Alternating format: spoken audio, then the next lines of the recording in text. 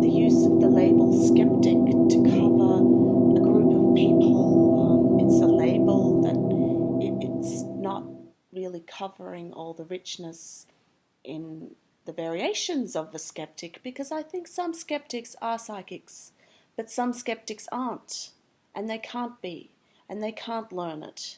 And other skeptics, they already are, but they don't recognize it because the way we use language as psychic has an extraordinary claim about it that they wouldn't recognize themselves as having that. But they already do, because I think, to me, psychicness is normal. I don't like using the word psychic because I think it doesn't describe what I'm trying to describe as psychic. I feel that I have dreams that are significant. I know they're different from other dreams that are not significant, and those dreams turn out to be more psychic dreams.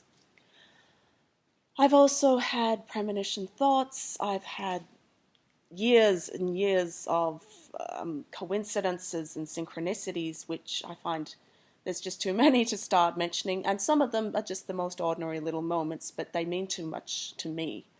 And that's why I feel that, yes, I am psychic, but I think it's an ordinary thing. It's an ordinary skill. And the way I'd like to describe it to make it natural and understandable is, say, a musician, extremely gifted and is able to play a song by ear. We just see that as extremely gifted. It's the same way a psychic is extremely gifted. This musician who can play by ear is just naturally self-taught. They can play the same song as a person who's also an extraordinary musician, but they're able to use those notes as a way that they learnt. It's a learnt or rational, logical way.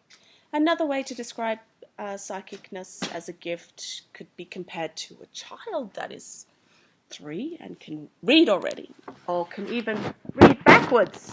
They can do extraordinary math sums you wouldn't expect at 3, and we tend to just think that's an amazing gift, but we don't try to, mystify them. We accept it as their gift. And with psychics, there tends to be an immediate fear or shutting down, skepticism. And I don't think that's right. I think a lot of that's learnt behavior by skeptics to do that to the psychic. And I'd like to demonstrate now, in a way which is understandable, how the psychic brain works compared to the skeptic brain.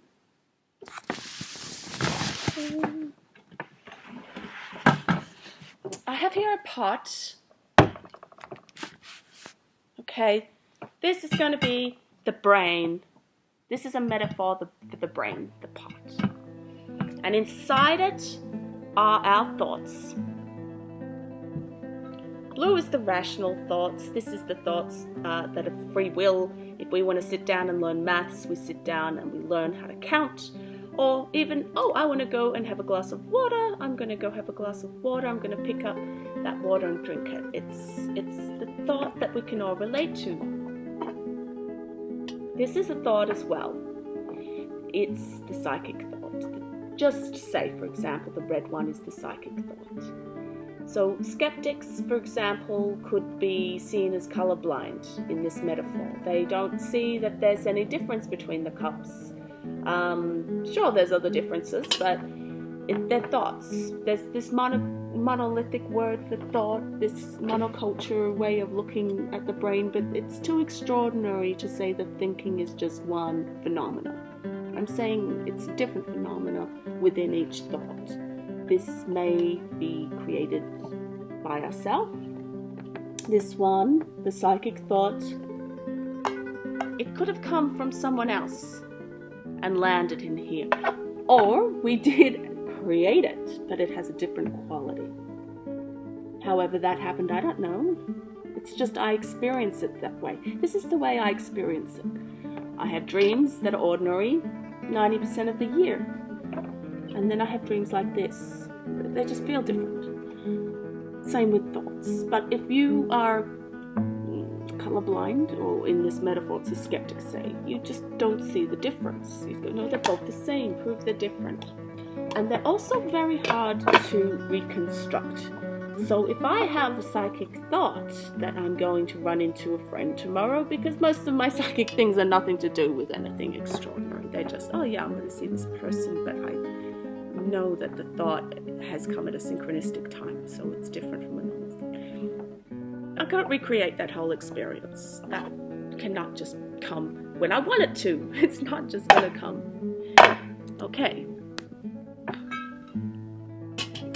So that's how I see the brain. It has the same quality as another person, but the psychic person has a certain sensitivity to be able to perceive a different thought as being a psychic thought. Okay.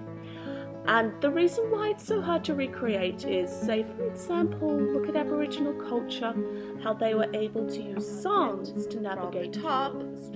In traditional culture, they use songs to navigate, say, from the very top of Australia to the very bottom. Western culture, say, we developed a compass, so we knew how to use a compass, at least some people do. And they also were able to use a compass, but they didn't always survive, not in the hot deserts. See, the song was, at that time at least, now it's changed, at that time when Aboriginal culture was able to know where water was through their song and how to survive. And the compass wasn't enough. But that compass is a rational tool, and it can be put into another continent, it can be put into America or Europe, and you can navigate using that. The Aboriginal song will help you if you put it into America or Europe. It can't be taken out of culture. And I feel that's the same metaphor for a psychic. It is so difficult to take out the psychic experience out of its own culture. And the psychic tools being sometimes pure silence, pure meditation, natural behavior. That is the psychic tool. The tool isn't a compass that you can just take over to another country and go, now navigate.